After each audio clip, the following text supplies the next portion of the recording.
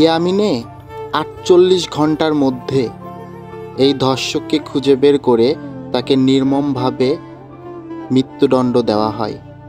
এইটাকে বলে ইসলাম। বাংলাদেশের মানুষেরা, তোমরা দেখো, আমাদের বাংলাদেশে ধর্ষকদের কোনো বিচার নেই। ইয়ামিনীদের থেকে শেখো, সৌদিদের থেকে শেখো, তারা কিভাবে ধর্ষকের বিচার করে।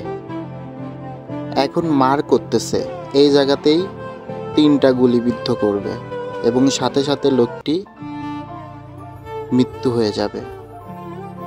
হে আল্লাহ, আমাদের সবাইকে তুমি হেফাজত করো, এরকম কাজ থেকে সবসময় বিরত রাখো। সবার এই ভিডিওটি দেখে শিক্ষা নেওয়া উচিত এবং এই ভিডিওটি শেয়ার করা উচিত। এইটারে বলে মুসলিম রাষ্ট্র।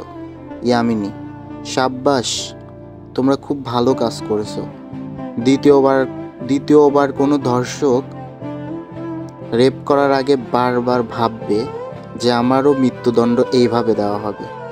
এখন তার ভাই ব্রাদার মা বাবার থেকে মাপ চাওয়া হচ্ছে এবং তারপর কথা কাটাকাটি করবে। করার পরে এই যে তার ভাই তার ছোট ভাইয়ের সাথে কথা বলতেছে, তার ছোট ভাই বলতেছে শাস্তি না দিলে হয় না, কিন্তু এইটা ইসলাম রাষ্ট্র, শাস্তি দিতেই হবে তাকে। দেখেন কথা কাটাকাটি হচ্ছে।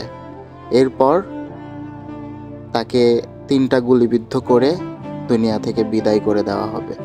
এর নাম ইসলাম। ধর্ষক করবা শাস্তি পাবা না, এইটা তো হবে না। ধর্ষকের বিচার করতে হবে। এই যে এখন গুলিবিদ্ধ করবে, ৩টা গুলি করবে।